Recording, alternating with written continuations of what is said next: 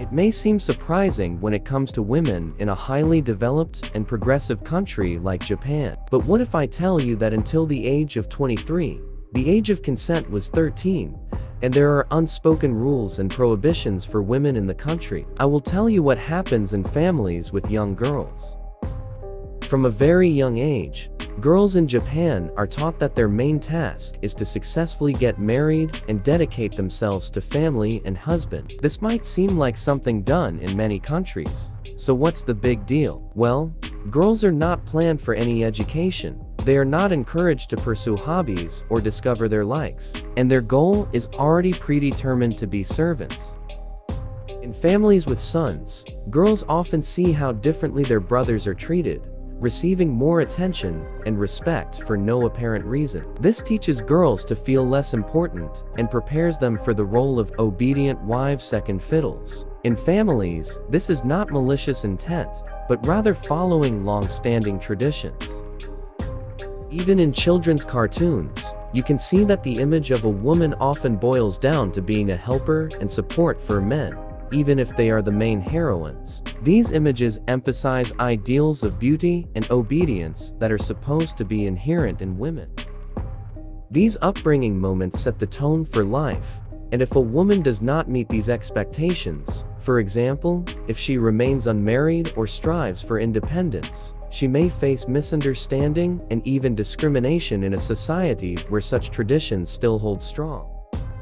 But it should be noted that only girls from wealthy families were expected to become good wives and wise mothers. Peasant girls were not required to be educated, but they were the ones hired at factories for low wages, contributing to the realization of this great country while remaining in a subordinate position at home. In the poorest families, daughters often ended up in slavery, as the attitude towards purchasing intimate services in Japan was quite tolerant. The fate of geishas and courtesans was somewhat easier, their main task being to provide men with pleasant leisure. Geishas entertained them with conversation and singing, served them at the table. Cheerful quarters welcomed visitors, not only Japanese men, but also, for example, American soldiers after the Second World War. But believe me, this is just the beginning. Closer to the end, I will tell you about kawaii and cute women, when men make their adult wives look like 12-year-old girls. And this is not some perversion, but a historically established love in Japan. You might say that geishas are long gone. Everything is different now. But no, in Japan, women still face real social limitations rooted in tradition and cultural heritage rather than legislation. Social condemnation and shame play a key role in maintaining these norms. The manifestation of these traditions can be noticed in everyday habits. For example, in the restraint when eating in public places, when women cover their faces to hide the chewing process. In anime, similar scenes reflecting these strange rituals can also be observed. The appearance of Japanese women is often regulated by unofficial rules. Open clothing on the upper body and tight-fitting outfits are considered unacceptable, while short skirts and heels are not subject to such criticism. Recently, a movement gaining popularity on social media opposes the demands of some companies to wear heels of a certain height. Even going to the toilet is accompanied by attempts to hide its true purpose, which has led to the appearance of special devices in public places imitating the sound of flushing water. In Japanese society, there is a concept called dansanjohi, which implies the superiority of men over women and requires respect for men from women. This is reflected in communication within a typical family. Men address their wives less formally, while women use a more polite form of address to their men. Men believe that their duties as spouses are fulfilled if they provide the family with housing and an adequate amount of money. In return, they expect women to be compliant and fully submissive. Japanese women are often not allowed to outperform men, including in sports or intellectual competitions, to avoid causing them feelings of humiliation. A wife is expected to wake up before her husband, prepare breakfast for him, pack his lunchbox, and ensure that his clothes are always clean and neatly ironed. Sounds familiar, doesn't it? Infidelity by the husband is often tolerated, and the wife will most likely prefer to pretend that nothing happened to avoid condemnation by society and family. In Japan, women have the right to decide whether to continue working after marriage, but this decision must be coordinated with their family responsibilities, namely, with the husband's approval.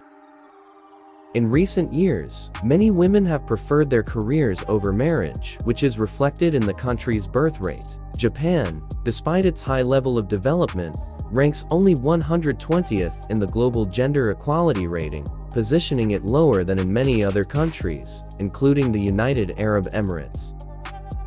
For a long time, traditions that favored men in all aspects of life dominated in this country. Only in the last decades have Japanese women begun to receive some opportunities for career advancement and holding leadership positions, but such changes do not occur everywhere. Despite women working as much as men, their salaries remain significantly lower, on average 1.5 to 2 times lower. Many women in Japan work on contract terms, which allows employers to avoid additional expenses associated with maternity leave and social benefits. For many women, it becomes more profitable to stay at home with the child due to the high cost of childcare. I want to remind those who haven't subscribed that facts matter. The majority of working women hold positions as office ladies with low salaries and limited responsibilities, often performing routine tasks. Although there are women who successfully build their careers and achieve high positions, the overall system makes this path more difficult compared to men.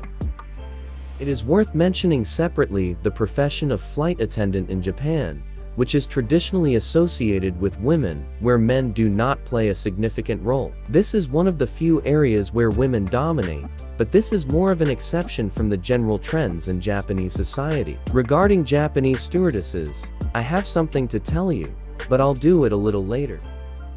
In Japan, there are a number of cultural and traditional restrictions that affect women. Among them is the ban on women ascending to the imperial throne from the royal family, which is due to modern legislation despite historical precedents of princess rule. Ascent to Mount Amin, too, is restricted for women due to ancient Shinto beliefs that their presence may distract pilgrims from ascetic duties.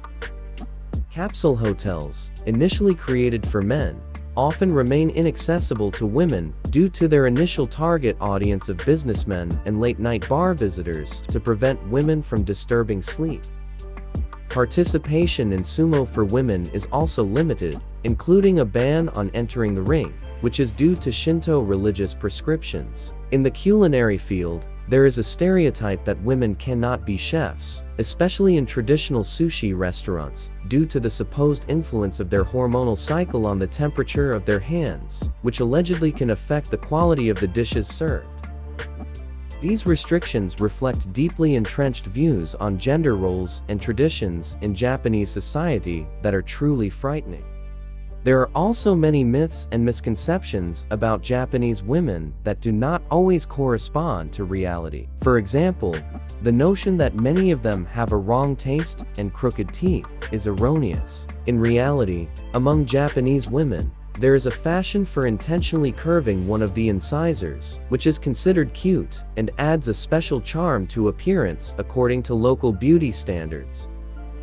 Also, the claim that Japanese women are bad cooks is untrue. In fact, Japanese culinary traditions are diverse and sophisticated, with fresh products and freshly prepared dishes being the norm in Japanese homes. Women prepare many different dishes served in small portions, which emphasizes attention to detail and respect for food. As for tactility and openness, it also depends on individual characteristics and circumstances. Love hotels are indeed popular in Japan as a way to spend time alone, especially among those who live with their parents or seek solitude after a long working day. Moreover, the myth that a geisha is exclusively a woman also does not correspond to historical reality. In the past, Japan did indeed have male geishas, known as takemichi, who were popular until the Meiji period. Although this phenomenon has become rare in modern Japan, some elements of this tradition continue to resurface, indicating its revival and adaptation to modern realities. But I'll talk about male geishas a bit later. about the flight attendant profession in the following video clip. And that's it for now. Subscribe to my channel, give it a thumbs up, and see you soon, friends.